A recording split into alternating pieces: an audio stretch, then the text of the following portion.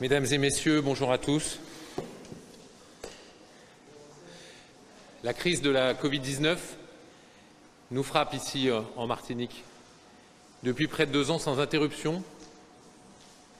Et depuis 4 semaines, cette épidémie a atteint une dimension dramatique sur le territoire. 350 personnes sont hospitalisées, 80 personnes sont décédées. Ce sont autant de familles endeuillées depuis le début de cette 4e vague. Et le centre hospitalier, malgré les renforts, commence à atteindre un niveau de fatigue et commence à toucher ses limites. Depuis 15 jours, nous appliquons un confinement et un couvre-feu à 19 h. La progression a ralenti, les premiers effets sont là, mais les courbes montent encore. À l'évidence, ces mesures n'ont pas suffi. Jérôme Viguier, directeur général de l'Agence régionale de santé, va présenter la situation sanitaire et je reviendrai dans quelques instants après faire le point sur les mesures que nous appliquerons dans le territoire pour faire face à cette remontée de l'épidémie.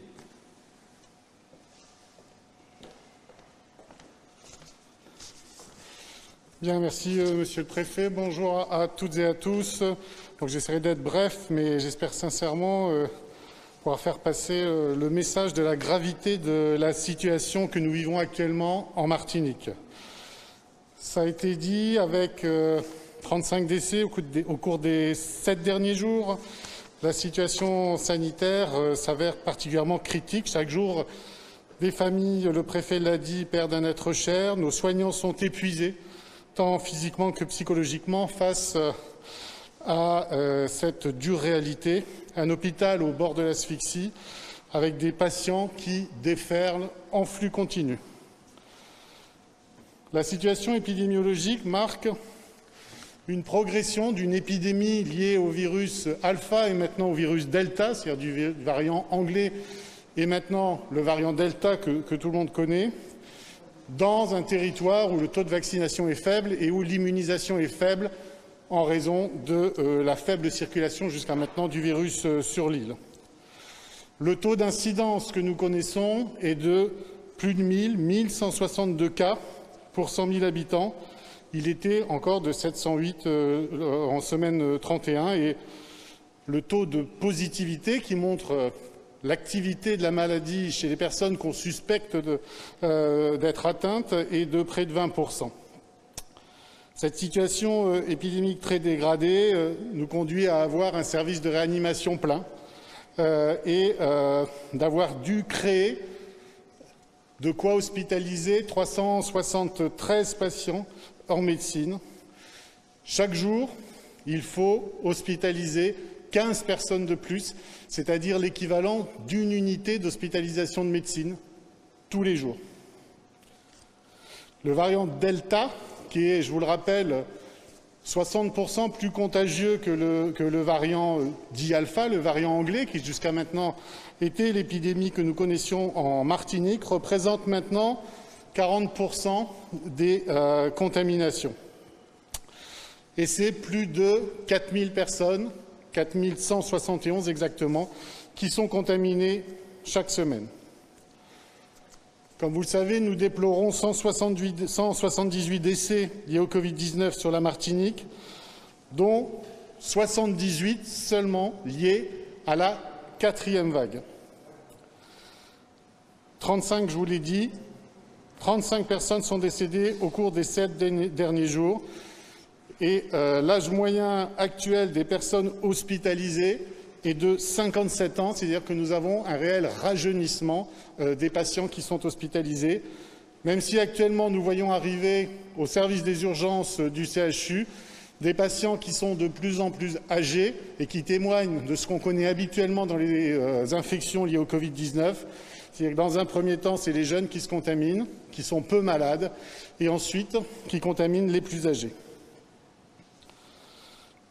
On a souvent la question du statut vaccinal chez les hospitalisés. Il est important de dire que tous les décès qui sont survenus étaient chez des personnes non vaccinées, que tous les patients en réanimation sont des personnes qui sont non vaccinés et que dans les services de médecine, sur les près de 400 personnes maintenant qui ont été hospitalisées, il y a 4 personnes qui avaient un schéma vaccinal, dont une personne un schéma vaccinal incomplet. Cet afflux de personnes aux urgences, je vous rappelle, qui est un flux continu, environ 50 personnes passent pour Covid chaque jour aux urgences, une quinzaine de personnes restent à hospitaliser chaque jour, nous a amené à augmenter le capacitaire d'hospitalisation en poussant les murs, en transformant des services de chirurgie en services de médecine, en transformant des lits destinés aux personnes âgées en lits Covid. Et donc on est passé de 21 lits de maladies infectieuses à maintenant, en mobilisant la clinique Saint-Paul et bientôt en mobilisant d'autres établissements de santé, plus de 350 lits qu'on appelle armés, c'est-à-dire prêts à recevoir des personnes. Nous bénéficions de renforts sanitaires, de ce qu'on appelle la réserve nationale, c'est-à-dire des personnes volontaires. Il y a une cinquantaine de réservistes qui sont actuellement à l'hôpital, auxquels s'ajoutent des renforts militaires pour un service de réanimation. Il y a 50 personnes, 50 soignants qui sont là et qui nous ont permis d'ouvrir actuellement 8 lits et bientôt 20 lits de réanimation. Et nous avons à côté de ça une mobilisation des médecins de ville, du médecin en ambulatoire, qui prennent en charge avec l'hospitalisation à domicile un grand nombre de personnes, plus de 200 patients sont en hospitalisation à domicile et une grande majorité atteintes de Covid-19. Et nous développons des moyens d'oxygénothérapie pour pouvoir les traiter à leur domicile avec une surveillance par des infirmiers et des infirmières libéraux, leurs médecins traitants, et des outils aussi. Nous équipons de ce qu'on appelle des oxymètres connectés, c'est-à-dire des systèmes de surveillance de l'oxygène qui peuvent déclencher des alarmes en cas de difficulté. Nous avons réalisé un appel donc, au ministère de la Santé pour avoir encore plus de renforts et encore plus de soignants. Et c'est entre 120 et 150 personnes qui arriveront demain soir en Martinique, qui ont été mobilisés dans l'ensemble des hôpitaux de la métropole, dans les régions qui sont moins atteintes, évidemment, c'est-à-dire n'ont pas été mobilisés la Corse, Provence-Alpes-Côte d'Azur et l'Occitanie, qui sont eux-mêmes très touchés par l'épidémie, et qui viendront renforcer les équipes et nous permettre d'ouvrir encore de nouveaux services, d'augmenter nos capacités, à la fois de réanimation, mais aussi d'hospitalisation. Concernant la vaccination, actuellement, 59 131 personnes ont un schéma vaccinal complet, première et deuxième dose. Ça représente 18,24% des plus de 12 ans, donc qui ont fini leur schéma de vaccination. Voilà ce que je pouvais dire en résumé de la situation sanitaire, qui est extrêmement préoccupante. Nos soignants en Martinique sont fatigués, sont soumis à une mise en tension de leur hôpital, font face, et je voudrais les en remercier, les féliciter pour leur engagement. Nous faisons tout pour qu'ils puissent être soulagés par des renforts, mais plus que jamais, la vaccination est extrêmement importante pour éviter ce genre de situation. Le respect des gestes barrières, le respect de l'évitement de toutes les situations de rassemblement qui conduisent à des contaminations doivent être vraiment complètement appliqués par les Martiniquais. Je vous remercie. Je repasse la parole au préfet.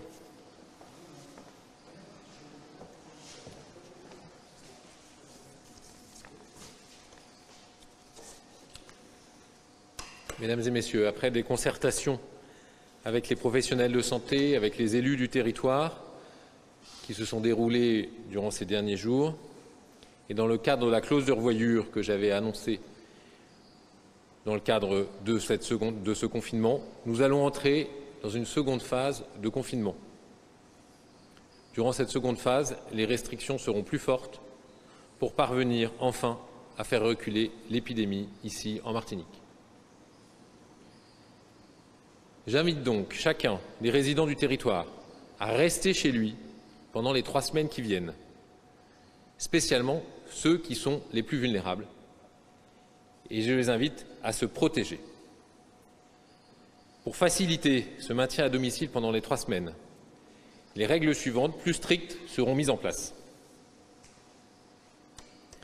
Les commerces seront fermés, sauf les commerces alimentaires, les rayons alimentaires des grandes surfaces, les pharmacies et l'ensemble des magasins dans lesquels des achats urgents peuvent être nécessaires, informatique, téléphonie, réparation automobile notamment. Ce champ est plus strict que le champ que nous avions précédemment utilisé, car la situation est plus critique. Nous rouvrirons les magasins utiles pour la rentrée scolaire le moment venu, ainsi qu'une série d'autres activités dès que la situation sanitaire se sera améliorée. Les entreprises et les administrations sont, elles aussi, invitées à participer à cet effort de confinement. Elles sont invitées à organiser le service de façon à ce qu'un maximum de collaborateurs puissent travailler en télétravail.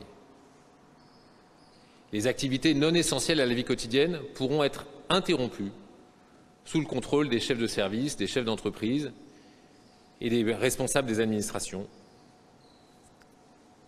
à la seule réserve de la continuité de la vie quotidienne, la continuité des services publics essentiels, qui sera sous la responsabilité des chefs de service et des chefs d'entreprise. S'agissant du tourisme, j'invite toutes les personnes qui sont ici pour situation de tourisme et qui sont vulnérables à quitter le territoire compte tenu de la situation sanitaire ici en Martinique. Les hôtels seront fermés, sauf pour les besoins d'accueil des professionnels et des personnes résidentes du territoire. Il en sera de même des locations saisonnières. Les lieux de loisirs et de culture seront fermés. Les plages ne seront plus accessibles au public. Les déplacements des bateaux à la sortie des marinas ne seront plus possibles, sauf bien sûr lorsqu'il s'agit de mise à l'abri en période cyclonique ou de mouvements de bateaux liés à la sécurité. S'agissant de la vie quotidienne, la zone de libre circulation sera réduite à 1 km autour du domicile sans justificatif. Cette distance de 1 km avait été retenue en mars et en avril 2020 à l'occasion du premier confinement. Pour sortir au-delà de 1 km de son domicile, une attestation sera obligatoire. C'est l'attestation que nous connaissons qui permet de se déplacer en justifiant qu'on va faire ses courses, un rendez-vous de médecin, un déplacement vers le centre de vaccination, rendez-vous pour un déplacement pour aller dans un lieu de culte, par exemple. Les lieux de culte restent ouverts et la modération est invitée et la modération est incitée pour l'ensemble des cérémonies. Ces règles sont strictes. Elles seront levées dès que la situation sanitaire le permettra, dès que la situation sanitaire sera stabilisée. Une clause de revoyure sera faite dans 15 jours, en toute transparence, comme nous l'avons fait ces derniers jours, pour modifier les règles. Les règles pourront être allégées ou durcies selon la situation atteinte. Ces nouvelles règles entrent en vigueur mardi 10 août à 19 h à l'occasion du couvre-feu. Et les magasins qui ne pourront plus rouvrir sont donc concernés par la fermeture à partir de mercredi 11 août. J'avais pris devant vous des engagements de transparence. Ils ont été tenus. Depuis une dizaine de jours, les bulletins d'information sont diffusés quotidiennement. Et un comité citoyen de transparence avec des personnalités de la société civile est en train d'être constitué pour faciliter l'accès de tous à toutes les informations utiles, la réponse à toutes les questions qui se posent, et enfin, la plus grande transparence sur les choix de la gestion de la crise qui sont faits ici en Martinique.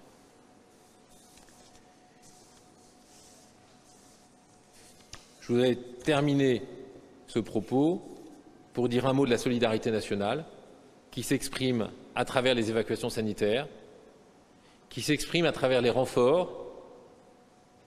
120 à 150 personnels de santé supplémentaires arriveront cette semaine. Les renforts de sapeurs-pompiers arriveront de tous les territoires de l'Hexagone.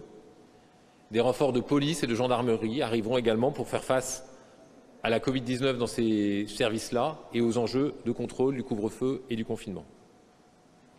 La solidarité nationale, elle s'exprime aussi à travers les aides aux entreprises et les aides au maintien des salaires à travers l'activité partielle, qui seront prolongées pour l'ensemble des entreprises soumises à ces obligations de fermeture.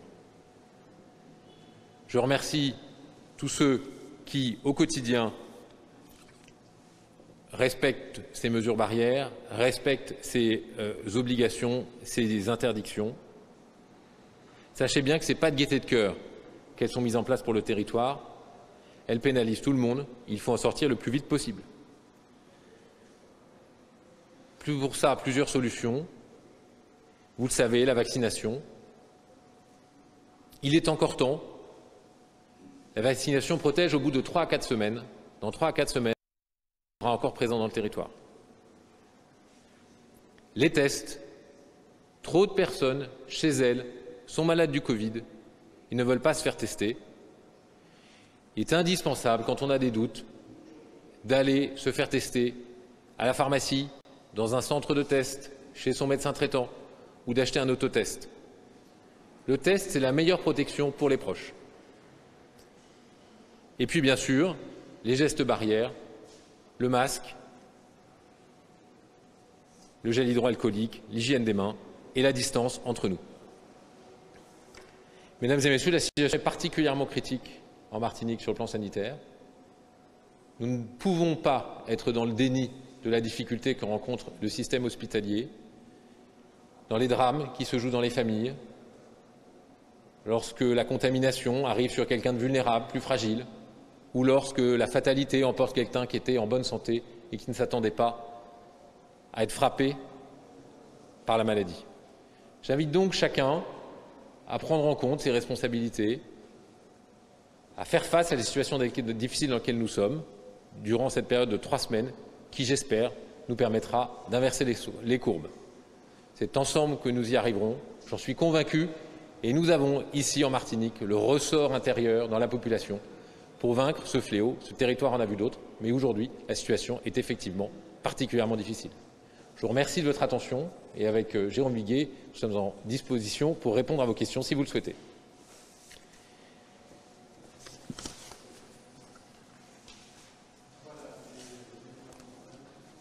S'il n'y a pas de questions, on pourra répondre en micro tendu si vous le souhaitez.